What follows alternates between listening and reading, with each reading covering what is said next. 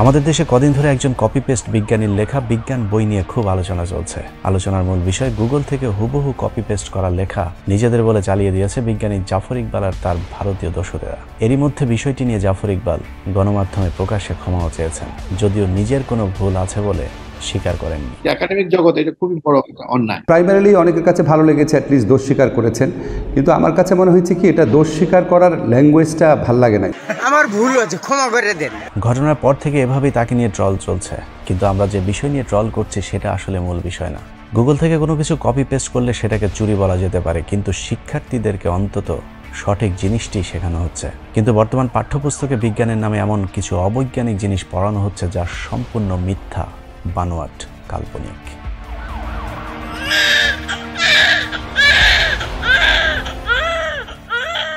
আমরা সাধারণ মানুষেরা সবাই জানি আমাদের জন্ম মায়ের গর্ভ থেকে, কিন্তু বিজ্ঞানী জাফর ইকবাল আবিষ্কার করেছেন বানরের পেছন দিয়ে তিনি দুনিয়ার বুকে ভূমিষ্ঠ হয়েছেন, এবং এটাকে বৈজ্ঞানিকভাবে প্রমাণ করতে জাফর ইকবালের চেষ্টার কোনো অন্ত নেই। বানর এবং মানুষ একই প্রাণী থেকে ইভলভ করেছে, বুঝেছো? যে সপ্তম শ্রেণীর বই নিয়ে এত আলোচনা চলছে, সেই একই শ্রেণীর ইতিহাস ও সমাজ বিজ্ঞানের 115 নম্বর পৃষ্ঠায় Australopithecus, Homo habilis, Homo erectus, Homo sapiens এই কটি ধাপের পর হোমো স্যাপিয়েন্স স্যাপিয়েন্স নামের ধাপের ছবিটি হুবহু মানুষের মতো করে বোঝানো হয়েছে বানর থেকেই জাফর ইকবালদের জন্ম হয়েছে, অর্থাৎ বিবর্তনের মাধ্যমে। এবং সেই বিবর্তনবাদ হচ্ছে আজ অবধি বিজ্ঞানের যত আবিষ্কার আছে তার মধ্যে সবচেয়ে প্রতিষ্ঠিত তত্ত্ব। জাফর ইকবালদের এই মতবাদ আমাদের শিশুদেরকে শেখানো হচ্ছে, তাও আবার প্রমাণিত বিজ্ঞান হিসাবে। 2014 সাল থেকে নবম দশম শ্রেণীর সাধারণ বিজ্ঞান থেকে শুরু করে একাদশ, দ্বাদশ, অনার্স পর্যন্ত নতুন একটি অধ্যায় চালু করা হয়েছে, যে অধ্যায়ে ডারউইনের বিবর্তনবাদ শিক্ষা দেওয়া হচ্ছে। এই অধ্যায়ের মূল বিষয় হলো মানুষ একসময় বানর শিম্পাঞ্জি থেকে বনমানুষ হয়ে তারপর সেখান থেকে আধুনিক মানুষে রূপ নিয়েছে। মানুষের একসময় পুরো শরীরে লোম ছিল, বড় বড় দাঁত ছিল, বানরের মতো লেজও ছিল। এরকম আজগুবি কথা আমরা দীর্ঘদিন ধরেই শুনছি, কিন্তু এবার সেটাকে কৌশলে বৈজ্ঞানিক সূত্র হিসেবে প্রতিষ্ঠিত করবার চেষ্টা করছে আমাদের দেশের তাহাজ্জুদি প্রধানমন্ত্রীর শিক্ষানীতির মাধ্যমে। নবম দশম শ্রেণীর সাধারণ বিজ্ঞান বইয়ের 100 নম্বর পৃষ্ঠায় পৃথিবী উৎপত্তির এক কাল্পনিক ধারণা দেওয়া হয়েছে। সে পৃষ্ঠায় বলা হয়েছে, খ্রিস্টপূর্ব 4র্থ শতাব্দীতে গ্রিক দার্শনিক অ্যারিস্টটল প্রমাণ করেন যে জীবজগতের বিভিন্ন জীবের ভেতর এক শ্রেণীর জীব অন্য শ্রেণীর জীব থেকে উৎপত্তি লাভ করে বিবর্তন বা অভিব্যক্তির মাধ্যমে ক্রমাগত পরিবর্তিত ও রূপান্তরিত হয়ে বর্তমান রূপ ধারণ করেছে। বিবর্তন একটি মন্থর ও চলমান প্রক্রিয়া, এবং এই প্রক্রিয়ার মাধ্যমে সরল জীবন থেকে জটিল জীবনের উৎপত্তি ঘটেছে। একই পৃষ্ঠায় বলা হয়েছে, উল্কাপিণ্ড থেকে তারপর তাপ বিকিরণের মধ্য দিয়ে মেঘ, সেখান থেকে পানি ঝরে সমুদ্রের সৃষ্টি হয়েছে, আর এই সমুদ্রের পানিতেই প্রথম প্রাণী উদ্ভিদ জগতের সৃষ্টি হবার এক আজগবি বর্ণনা দেওয়া হয়েছে। কিন্তু সমুদ্রের পানিতে কোত্থেকে মানুষ ও প্রাণী জগতের জন্ম হলো তার কোনো বৈজ্ঞানিক ব্যাখ্যা নেই। কিন্তু প্রশ্ন হলো, অনুমান যদি, কিন্তু হয়তো, এসবকে তো আর বিজ্ঞান বলা যায় না। বইয়ের পরের পৃষ্ঠা অর্থাৎ 101 নম্বর পৃষ্ঠায় উল্কাপিণ্ড থেকে জন্ম নেওয়া পৃথিবীতে কিভাবে মানুষের জন্ম হলো সেটারও এক অদ্ভুত চিত্র আঁকা হয়েছে। সেখানে দেখানো হয়েছে carbon dioxide, nitrogen, hydrogen, methane, ammonia, জলীয় বাষ্প, অ্যামাইনো অ্যাসিড, সেখান থেকে nucleic acid, protein, nucleoprotein, protovirus, bacteria, সেখান থেকে প্রোটোজোয়া, তারপর বহুকোষী জীব, আর সেখান থেকে উদ্ভিদ আর প্রাণী জগতের জন্ম হয়েছে। বইয়ের 103 নম্বর পৃষ্ঠায় কয়েকটি পশু পাখির সাথে মানুষের অস্থির তুলনা করে বলা হয়েছে, বিবর্তনের মাধ্যমে এদের আকৃতির পরিবর্তন ঘটলেও এরা সবই এক জাত। কথিত বিবর্তনবাদের মাধ্যমে যে বিষয়টি শিক্ষার্থীদের শেখানোর চেষ্টা করা হচ্ছে তা হলো বানর কিংবা শিম্পাঞ্জির মধ্য থেকে মানুষের জন্ম হয়েছে। প্রসঙ্গত শিক্ষার্থীদের মনে প্রশ্ন আসতে পারে, তাহলে বানর বা শিম্পাঞ্জির মতো মানুষের লেজ নেই কেন? সে বিষয়টি পরিষ্কার করতে বইয়ের 104 নম্বর পৃষ্ঠায় একটি চিত্র এঁকে বোঝানো হয়েছে, বাহ্যিকভাবে মানুষের লেজ না থাকলেও মেরুদণ্ডের শেষ প্রান্তে কক্সিক্স নামক একটি অঙ্গ বা লেজ রয়েছে। জাফর ইকবালদের পশ্চাৎদেশে চেক করলে তার অংশবিশেষ পাওয়া গেলে যেতেও পারে। 112 নম্বর পৃষ্ঠায় বিজ্ঞানের নামে পুরো ভাওতাবাজি শেখানো হচ্ছে শিক্ষার্থীদেরকে, যেখানে বলা হয়েছে পৃথিবীর সকল বিজ্ঞানীদেরকে নিয়ে একটি জরিপ করানো হয়েছিল। সেখানে বিজ্ঞানীদের প্রশ্ন করা হয়েছিল, এ পর্যন্ত পৃথিবীতে যত আবিষ্কার হয়েছে তার মধ্যে সর্বশ্রেষ্ঠ তত্ত্ব কোনটি? বিজ্ঞানীরা নাকি সকলেই উত্তর দিয়েছেন, বিজ্ঞানের সর্বশ্রেষ্ঠ তত্ত্ব ডারউইনের বিবর্তনবাদ তত্ত্ব। বইয়ের পৃষ্ঠায় লেখার পাশাপাশি টোনাটুনি বিজ্ঞানী জাফর ইকবাল তার সেই মিথ্যা তথ্য শিক্ষার্থীদের মাঝেও ছড়িয়ে দেওয়ার জন্য নানান উপায়ে কাজ করে যাচ্ছেন। পৃথিবীর সমস্ত সায়েন্টিস্ট মিলে ঠিক করেছেন যে ডারউইনের বিবর্তনের যে থিওরি সেটা হচ্ছে যে পৃথিবীর সবচেয়ে গুরুত্বপূর্ণ সায়েন্টিফিক থিওরি। স্বঘোষিত বিজ্ঞানী জাফর ইকবাল সারের এই তত্ত্ব কত বড় ধোঁকাবাজি তার প্রমাণ দেখতে প্রথমে নিউ ইয়র্ক টাইমসের 2006 সালের 21শে ফেব্রুয়ারি পত্রিকার একটি প্রতিবেদন দেখে আসি চলুন। খবরে 514 জন বিজ্ঞানীর সম্মিলিতভাবে বিবর্তন মতবাদের বিরুদ্ধে একটি পিটিশনে স্বাক্ষর করবার কথা বলা হয়েছে। পিটিশনে স্বাক্ষর করা বিজ্ঞানীদের মধ্যে 76 জন রসায়ন এবং 63 জন পদার্থ বিজ্ঞানী রয়েছে, যারা MIT, Cambridge, Berkeley, Pennsylvania University, the University of Georgia, Ohio University, the University of ওয়াশিংটনের মতো পৃথিবীর শীর্ষস্থানীয় বিশ্ববিদ্যালয়ের গবেষক। শিশুদেরকে বোকা বানানোর পাশাপাশি বড়দেরকেও বোকা বানানোর চেষ্টা চলছে। শিক্ষার্থীদের মনে খুব সহজেই প্রশ্ন আসতে পারে, মানুষের মতো অন্যান্য প্রাণীর জন্ম যদি প্রাকৃতিকভাবে হয়ে থাকে, তাহলে এখন কেন প্রাকৃতিকভাবে কোনো একটি প্রাণী বা মানুষের জন্ম হচ্ছে না? সেই প্রশ্নের জবাব দেওয়া হয়েছে একাদশ দ্বাদশ শ্রেণীর 278 নম্বর পৃষ্ঠায়, যেখানে বলা হয়েছে বিবর্তন যে শুধু প্রাকৃতিকভাবেই ঘটে তা নয়, গবেষণাগারে পরীক্ষামূলকভাবেও নাকি বিবর্তন ঘটানো সম্ভব হয়েছে। একই সাথে বলা হয়েছে বিবর্তনের বিপক্ষে নাকি এখন পর্যন্ত কোনো বৈজ্ঞানিক প্রমাণ পাওয়া যায়নি। জীবজগৎ সম্পর্কে আমাদের জ্ঞান যতই সমৃদ্ধ হচ্ছে, বিবর্তনকে অস্বীকার করা ততই অসম্ভব হয়ে পড়ছে। অথচ বাংলাদেশের বিজ্ঞানী জাফর ইকবালদের মতো আবালদের দাবি অনুযায়ী পৃথিবীর কোনো বিজ্ঞানী বানর থেকে মানুষ রূপান্তর তো দূরের কথা, বানর থেকে ছোট্ট একটি পিঁপড়াও তৈরি করতে পারেনি আজও পর্যন্ত। তবে বিজ্ঞানীরা মাইক্রো অ্যাভিলেশন প্রমাণ করতে পেরেছেন, যেমন ছোট গরুর জাত থেকে বড় গরুর জাত, কিংবা ছোট আম গাছে বড় আমের ফলন ইত্যাদি। কিন্তু ছোট গরু থেকে বড় ঘোড়া কিংবা বড় গাধা থেকে কোনো ছাগল রূপান্তরের কথা চিন্তাও করতে পারেনি। অথচ টোনাটুনি বিজ্ঞানী জাফর ইকবালেরা সেই মাইক্রো অ্যাভিলিউশনকে ম্যাক্রো অ্যাভিলিউশন হিসেবে প্রতিষ্ঠিত করবার চেষ্টা করে যাচ্ছে। নবম দশম শ্রেণীর দ্বাদশ অধ্যায়ে জীবের বংশগতি ও বিবর্তন বোঝাতে গিয়ে শিম্পাঞ্জি, ওরাংওটাং ও ম্যাকক বানরের সাথে মানুষের মাথার খুলির একটি চিত্র আঁকা হয়েছে, যেখানে শিক্ষার্থীদের পড়ানো হচ্ছে জীবজগতের মধ্যে বিভিন্ন শ্রেণী বর্তমান এবং তারা তাদের পূর্বপুরুষ হতে উদ্ভূত হয়ে বিবর্তন বা ক্রমবিকাশের মাধ্যমে ক্রমাগত পরিবর্তিত ও রূপান্তরিত হয়ে বর্তমান রূপ ধারণ করেছে। অর্থাৎ কুকুর বিড়ালের মতো মানুষও কোনো একটি প্রাণী থেকে তারপর জন্ম লাভ করেছে। জীববিজ্ঞান বইয়ের 272 নম্বর পৃষ্ঠায় একটি চিত্র এঁকে দেখানোর চেষ্টা করা হয়েছে কিভাবে হাঁস, পাখি, মাছ, গাছের মতো একইভাবে ব্যাকটেরিয়া থেকে মানুষের উৎপত্তি হয়েছে।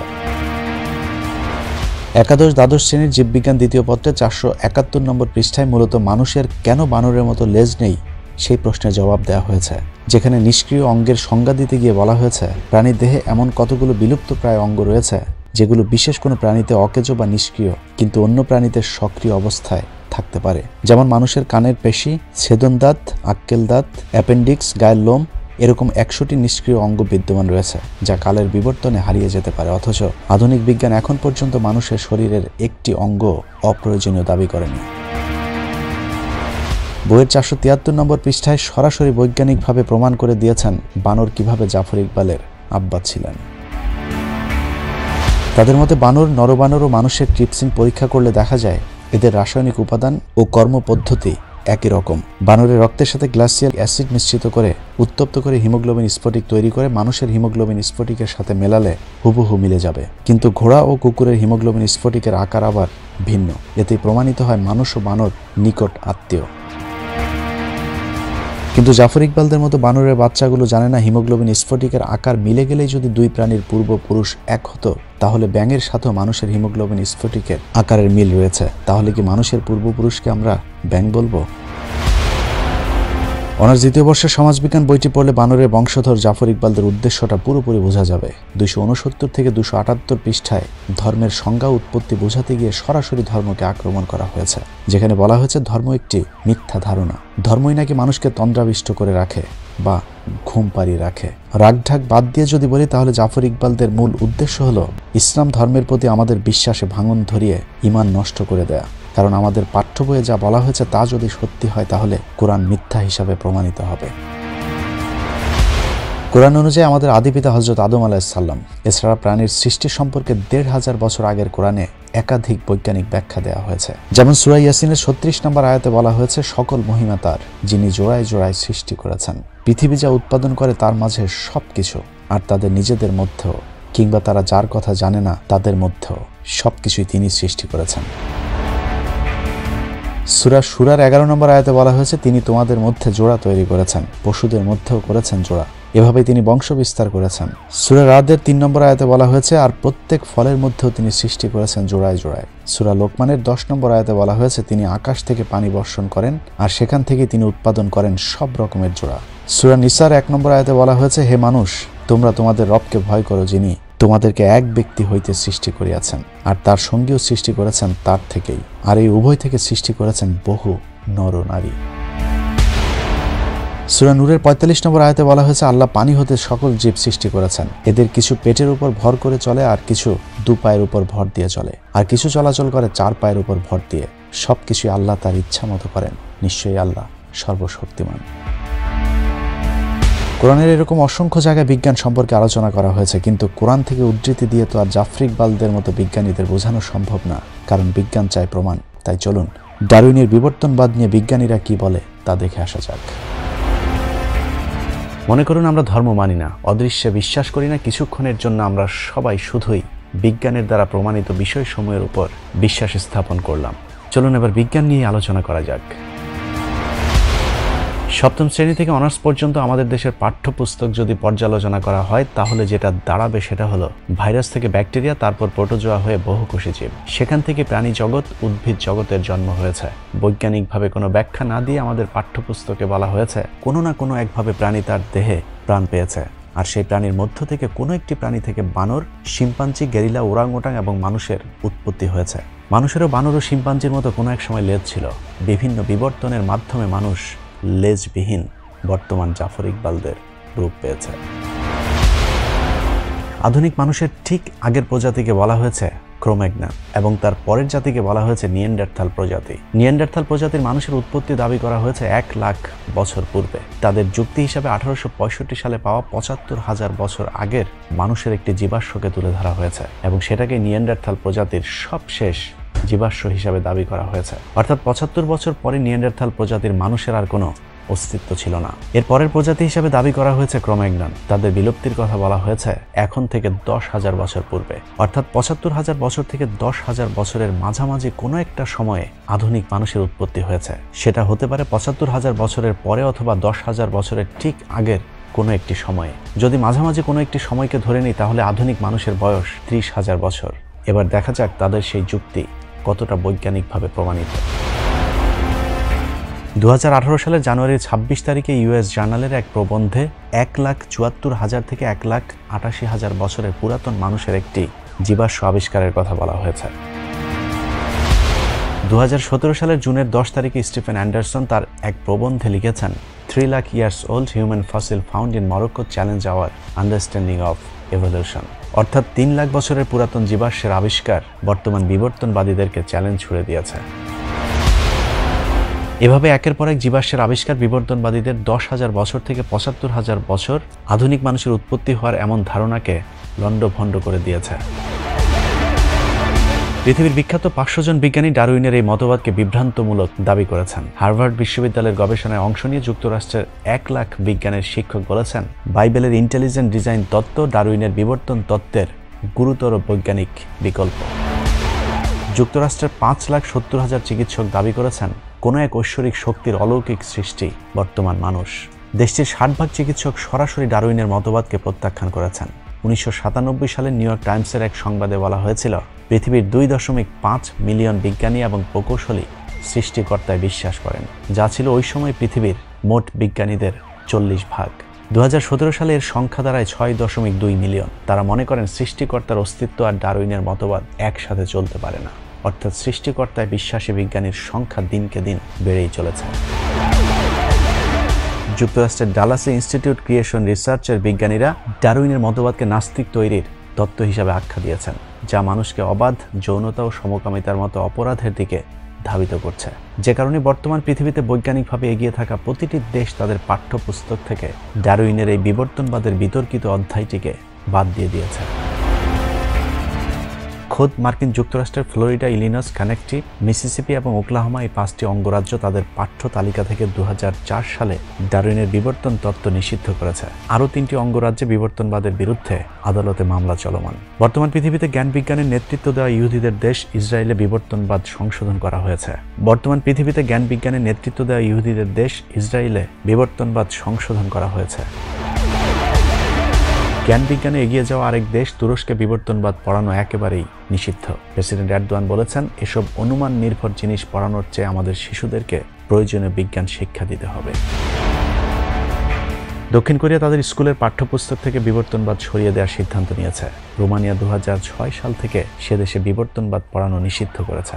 আমাদের মুসলিমদের প্রাণকেন্দ্র সৌদি আরবে বিবর্তনবাদ পড়ানো একেবারে নিষিদ্ধ। জাফর ইকবালেরা যাদের পরামর্শে বাংলাদেশ ইসলাম ধ্বংসের পায়তারা করছে, তার সেই দাদাদের দেশ ভারতে বিবর্তনবাদ বাতিলের দাবি উঠেছে।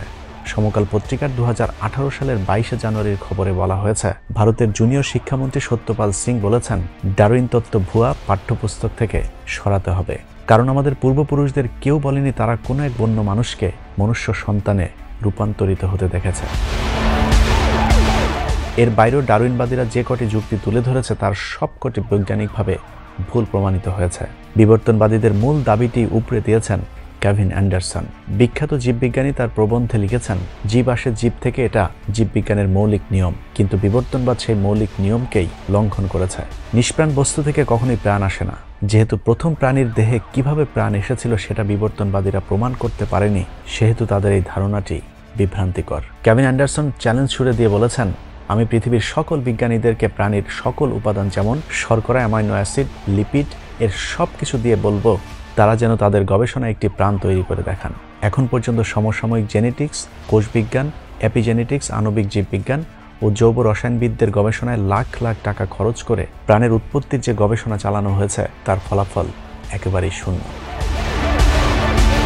কেভিন অ্যান্ডারসন বলেছেন, সুনির্দিষ্টভাবে বলা না গেলেও এতটুকু বলা যায়, আমাদের গবেষণার নাগালের বাইরের কোনো একটি অদৃশ্য শক্তি থেকে প্রথম প্রাণ এসেছিল, কিন্তু কোথা থেকে প্রাণ এসেছে সেই গবেষণা হয়তো অনাবিষ্কৃতই থেকে যাবে। এত বিজ্ঞানীদের ব্যাখ্যা বিশ্লেষণের পরেও আমাদের শিক্ষার্থীদের এরকম অনেক অবৈজ্ঞানিক বিষয়কে বিজ্ঞান হিসেবে পড়িয়ে পুরো জাতিকে ধর্মহীন করবার চেষ্টা করছে বর্তমান সরকার। ভারত নিয়ন্ত্রিত সরকারের কারণে আমাদের এত সব আপত্তির পরেও পাঠ্যপুস্তক থেকে বিবর্তনবাদ বাদ যাবে না। অতএব আপনার সন্তানদেরকে আপনাদেরকেই সচেতন করতে হবে। আমাদের দেশে আরেকজন বিজ্ঞানী আছে যার নাম সজীব ওয়াজেদ জয়, যিনি গুগলের 5,500 বছর আগে সার্চ ইঞ্জিন বানাতে গিয়েও অল্পের জন্য আটকে গিয়েছিলেন। সার্চের উপরেই কাজ শুরু করলাম, আমরা একটা সফটওয়্যার ডেভেলপ করলাম যে একটা ইন্টারঅ্যাক্টিভ সার্চ। তারপরে অবশ্য গুগল আসলো, গুগল এসে আমাদেরকে মাইট দিয়ে দিল। 5,500 বিজ্ঞানী সজীব ওয়াজেদ জয় আর বান্দর বিষয়ক বিজ্ঞানী জাফর ইকবালের যন্ত্রণায় গোটা জাতি আজ অজ্ঞান হবার পথে। অজ্ঞানী জাতিকে সঠিক বিজ্ঞান শিক্ষা দিতে হলে সজ্ঞানে এই দুই বিজ্ঞানীকে অদ্ভুত সব আবিষ্কার বন্ধ করতে হবে। তা না হলে শিক্ষাহীন এক অশিক্ষিত জাতির ধ্বংসস্তূপে পরিণত হবে গোটা বাংলাদেশ। আল্লাহ হাফেজ।